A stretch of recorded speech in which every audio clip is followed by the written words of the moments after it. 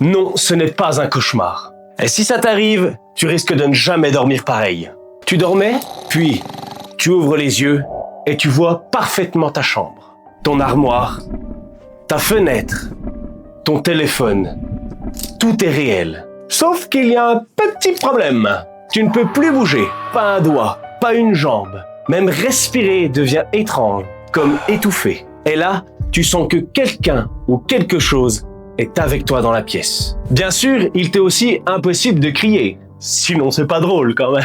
Bienvenue dans la paralysie du sommeil, qui est quelque chose qu'on ne comprend toujours pas complètement. Chaque année, des milliers de personnes racontent la même histoire sans s'être parlé entre eux. Certains voient une silhouette noire au pied du lit, parfois avec un chapeau. D'autres voient une vieille femme assise sur leur poitrine, ou une créature dans un coin de la pièce, qui les regarde. Et le plus étrange, c'est que ces témoignages existent depuis des siècles. Au Japon, on parle du Kanashibari. À Terre-Neuve, de la Old Hag. Et dans plusieurs pays d'Europe, on parlait de démons nocturnes. Les noms changent, mais les descriptions restent et sont toujours aussi troublantes. Mais la science a une explication. Pendant le sommeil paradoxal, ton cerveau coupe volontairement tes muscles. Le but, me dirais-tu? Éviter que tu reproduises tes rêves en vrai.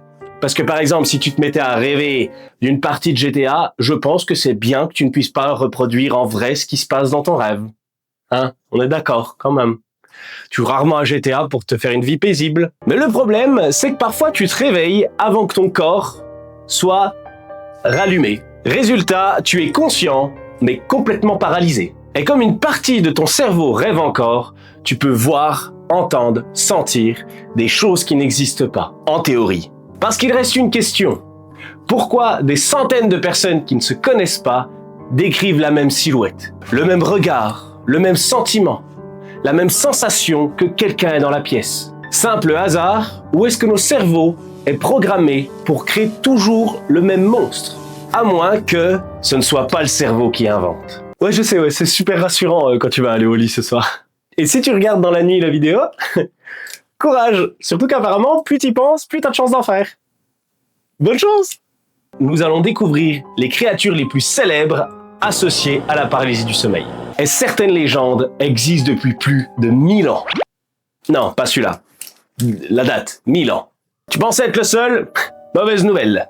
Depuis des siècles, des milliers de personnes racontent la même histoire. Quelque chose qui les observe. Et parfois, qui s'approche. Et le plus flippant, c'est qu'ils vivent sur des continents différents, à des époques différentes. Et pourtant, leurs descriptions se ressemblent énormément. En Europe, pendant des centaines d'années, on accusait des démons de vouloir venir s'asseoir sur la poitrine des dormeurs. À Terre-Neuve, on parle de la Old Hag, une vieille femme qui t'empêche de bouger. Toujours à faire chier ces vieux. Hein. En même temps, ils ont rien d'autre à foutre. Hein. Au Japon, le Kanashibari est associé à une force invisible qui immobilise ses victimes. En Turquie, certains parlent du Karabasan. Karabazan. Karabazan. Une entité sombre qui visite les gens pendant leur sommeil. Et tout ça, ce ne sont que quelques exemples, puisqu'il existe des milliers de légendes un peu partout dans le monde. C'est comme si l'humanité faisait le même cauchemar sans se concerter. En même temps, vu la société dans laquelle on vit, le cauchemar il est réel quoi qu'il arrive. Quand même. Les chercheurs ont une théorie. Quand ton cerveau est en état de panique, il cherche une explication. Tu sens une présence, ton cerveau lui donne une forme. Une ombre, un visage, une créature. Parce que notre cerveau déteste ne pas comprendre. Alors il imagine, c'est plus rassurant. Enfin, autant qu'un démon de 2 mètres dans ta chambre peut être rassurant, quoi. Mais voilà ce qui dérange. Pourquoi cette forme est-elle si souvent une silhouette? Pourquoi autant de témoins parlent-ils d'yeux lumineux ou d'une sensation de pure malveillance? Simple coïncidence, effet de notre cerveau? Ou existe-t-il quelque chose que toutes ces cultures ont interprété à leur manière? Je préfère ne pas y répondre parce que j'aimerais bien dormir cette nuit. Quand même un petit peu. En attendant, si tu te réveilles dans la nuit et que quelque chose est au bout de ton lit en train de te regarder, essaie de ne pas bouger. Non, je déconne, de toute façon tu pourrais pas. Donc Ah!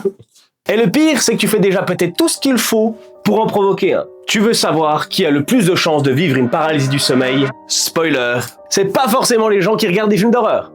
Même si ça n'aide probablement pas. Je te l'accorde. Les chercheurs ont remarqué plusieurs points communs. Le premier, le manque de sommeil. Plus tu dors mal et plus le risque augmente. Le deuxième, c'est le stress. Merci le travail, merci les factures, merci les réseaux sociaux, merci la vie en général. Merci, c'est gentil. Il y a aussi les horaires complètement déréglés, le travail de nuit, les nuits blanches, le décalage horaire. Parce que ton cerveau, il adore les habitudes. Donc quand tu décides de dormir à 22 heures un jour, puis à 4 heures du matin le lendemain, puis à midi le week-end, ton cerveau, il est... Arrête, je suis cassonné, je sais pas ce qui se passe. Il est paumé, quoi. Et il y a un détail qui revient souvent dans les études. Dormir sur le dos. Beaucoup de personnes racontent avoir vécu une paralysie en dormant dans cette position. Mais attention, ça ne veut pas dire que dormir sur le dos provoque automatiquement une paralysie du sommeil. Comme l'inverse d'ailleurs, hein. T'inquiète pas, tu peux en faire même si tu dors dans d'autres positions. Hein. Je te voyais déjà là. Ah, je peux pas en faire, je dors sur le côté. Eh ben si. Bah si. C'est seulement que la position sur le dos revient énormément dans les témoignages. Donc si tu dors comme une étoile de mer, je dis rien, je constate. Mais il y a un phénomène beaucoup plus étrange. Certaines personnes disent qu'après avoir fait une première paralysie du sommeil, elles ont commencé à en faire beaucoup plus souvent. Pourquoi? C'est assez simple. Parce qu'après la première, tu stresses, t'as peur d'en refaire. Donc t'as peur de dormir. Donc tu dors moins. Et c'est ce cercle vicieux qui fait qu'elles arrivent. Tout simplement. Donc le cerveau est parfois son pire ennemi. Ce qui explique d'ailleurs beaucoup de choses, hein. Comme tes choix amoureux par exemple. Alors oui, la science connaît plusieurs facteurs de risque, mais elle ne répond pas à une question. Pourquoi certaines personnes ne verront jamais rien, alors que d'autres jurent avoir rencontré la même silhouette? Encore, et encore, et encore. On va parler des témoignages les plus terrifiants jamais racontés. Ah, mais ils ont jamais été racontés, comme tu les connais. Chut. C'est bon. Certains sont tellement précis qu'ils ont poussé des chercheurs à se concentrer sur le sujet très sérieusement. Tu pourrais croire que tout le monde parle simplement d'avoir vu une ombre, ou une silhouette. Mais non, certains disent avoir entendu des pas, d'autres des chuchotements, des respirations, des grognements, et parfois des cris. Oui, ton cerveau a décidé, tiens, je vais lui faire vivre un film d'horreur vu qu'il les aime tant, tiens. Mais certains témoignages vont encore plus loin, puisque certains disent avoir senti une main leur toucher le bras. D'autres jurent que quelqu'un ou que quelque chose s'est assis sur leur lit, au point de sentir le matelas s'affaisser. Alors, est-ce que c'est réel? La science répond pas forcément, hein. Notre cerveau est capable de créer des sensations extrêmement réalistes, surtout lorsqu'il est bloqué entre l'éveil et le rêve. Et puis, il y a ceux qui disent être sortis de leur corps. La projection astrale, pour les connaisseurs. Ils racontent s'être vus dormir, observer leur chambre, flotter au plafond et revenir dans leur corps d'un seul coup. Les neuroscientifiques pensent que ça pourrait venir d'une mauvaise intégration des informations liées à la position du corps. Mais ce n'est qu'une hypothèse, parce qu'en réalité, ils savent pas tant de trucs que ça à ce sujet, quoi. Ils tâtonnent. C'est peut-être ça, mais on sait pas trop. Mais comme je disais, le plus étrange reste quand même que tous ces témoignages se ressemblent énormément malgré tout. Les mêmes sensations, les mêmes émotions et parfois la même silhouette. Alors oui, notre cerveau est extrêmement puissant, mais il reste encore des zones d'ombre. Et c'est justement ce qui rend le sujet encore plus fascinant. Ou traumatisant, ça dépend de ton point de vue. Parce que ma femme, par exemple, elle en fait, donc de mon point de vue c'est fascinant, mais du chien c'est traumatisant. C'est pas même... On va répondre à une question qui divise complètement Internet. La paralysie du sommeil est-elle seulement un phénomène neurologique ou pourrait-elle expliquer l'origine de nombreuses histoires de fantômes, de démons et même d'enlèvements extraterrestres? Oui, on va parler de ça la prochaine fois, ouais. Depuis des milliers d'années, les humains racontent des histoires de fantômes, de sorcières, de démons, d'esprits et même de visiteurs venus d'ailleurs. À chaque époque, les noms changent, mais il y a toujours le même scénario. Tu te réveilles, tu ne peux plus bouger, et tu sens une présence. Et tu crois que quelque chose est entré dans ta chambre. Ça te rappelle quelque chose? Si oui, je suis désolé pour toi. Aujourd'hui, beaucoup de chercheurs pensent que la paralysie du sommeil pourrait être la raison d'une partie de ces récits. À une époque où personne ne connaissait le sommeil paradoxal, comment expliquer que tu es dans ton lit et que tu vois une silhouette noire t'observer pendant que tu es paralysé? Bah, tu faisais avec les connaissances de ton époque. T'appelais ça un démon ou un esprit. Ou ta belle-mère. Pardon, belle-maman. Mais il n'y a pas que les légendes, puisque certains chercheurs ont proposé la théorie selon laquelle certains enlèvements extraterrestres pourraient être liés à la paralysie du sommeil. Attention, ça ne veut pas dire que tous les témoignages sont à cause de ça, seulement certains. Parce que plusieurs personnes ont décrit une présence, une incapacité à bouger, des lumières et des souvenirs extrêmement confus. Et ça, ce sont des éléments qui ressemblent beaucoup à ce que vivent les victimes de paralysie du sommeil. Alors est-ce que la science a tout expliqué? Pas vraiment, parce qu'il reste encore beaucoup de témoignages qui ne rentrent pas dans ces cases. Des récits, des sensations, des coïncidences qui font encore débattre. Et c'est précisément là que le mystère commence, ou qu'il ne finit jamais. Nous allons répondre à la vraie question. La paralysie du sommeil est-elle un simple bug du cerveau, ou existe-t-il une dimension paranormale?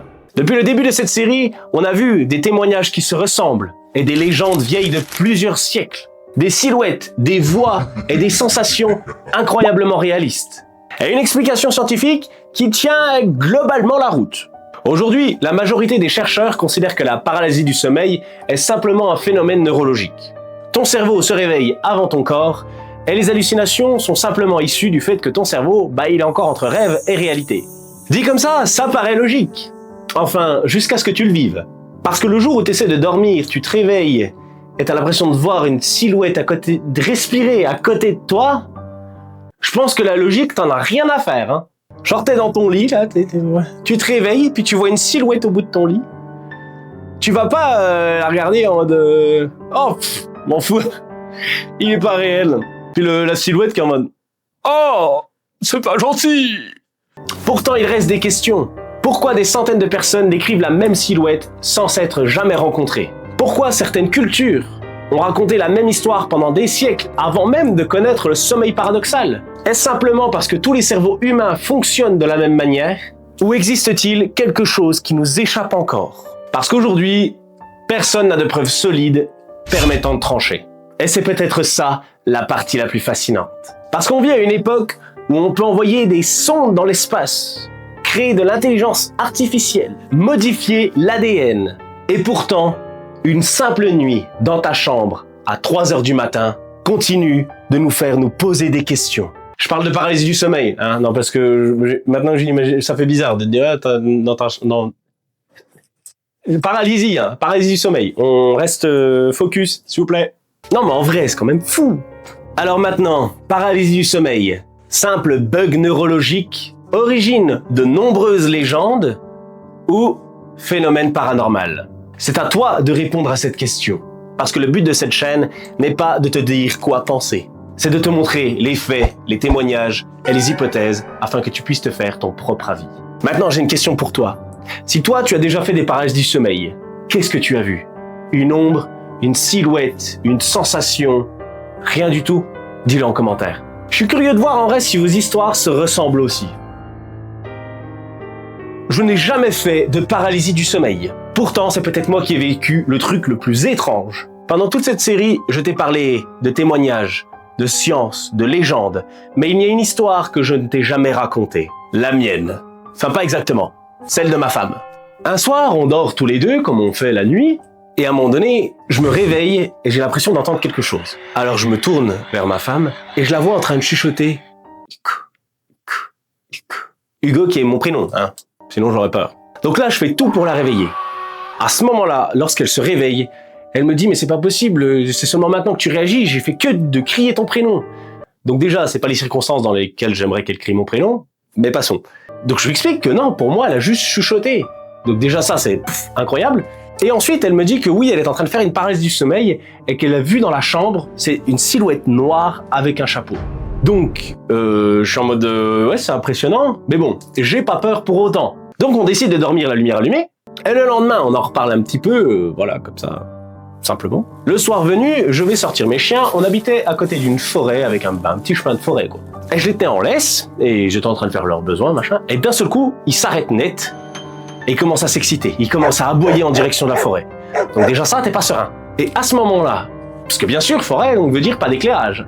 À ce moment-là, je vois une silhouette noire avec un chapeau marchait sur le sentier. C'était sûrement juste quelqu'un qui était en train de se promener. Mais moi, directement, mon cerveau, il a fait la connexion. Forcément. Avec les milliers aussi de témoignages qu'il y a déjà eu par rapport à ça. Il passe à côté de moi, donc les chiens, ils en peuvent plus, ils font que d'aboyer. Il passe à côté de moi, et là, il y a simplement un « bonsoir ». Avec une voix très profonde, très grave qui passe. Moi j'ai dit « Elle est là-bas. Elle est à la maison, elle est toute seule. Si tu veux, je reste dehors. Je te laisse. Pas de soucis. Vas-y. » T'es mal à la gueule du héros quand même. Est-ce que c'était simplement un promeneur? Très probablement. Est-ce que mon cerveau a simplement fait la connexion avec ce qui s'était passé la veille parce que c'était une expérience marquante? Oui. Mais je serais malhonnête si je te disais que cette histoire ne m'a jamais fait douter qu'il y avait eu peut-être plus. Depuis ce jour, je regarde la paralysie du sommeil avec un œil un peu différent. Surtout que maintenant, je suis capable de savoir, lorsqu'on dort avec ma femme, je suis capable de savoir lorsqu'elle fait une paralysie du sommeil. Je vais me réveiller dans la nuit, je vais avoir chaud, l'atmosphère est lourde, j'ai l'impression d'être observé, je suis pas bien. Et souvent, je vais la réveiller et elle va me dire que oui, elle est en train d'en faire une. Donc, après, je ne prétends pas avoir de réponse. Je ne prétends pas non plus avoir vécu quelque chose d'impossible. Je raconte juste ce que j'ai vécu. Et j'avais rien fumé, hein. Ni bu. Peut-être juste à peine, mais rien de conséquent. Et toi, à ma place, tu aurais pensé quoi? Dis-le moi en commentaire. Si la série, elle t'a plu, n'hésite pas à follow la chaîne. Parce que les prochains dossiers risquent de t'empêcher de dormir encore un petit peu. Et surtout, restez bizarre.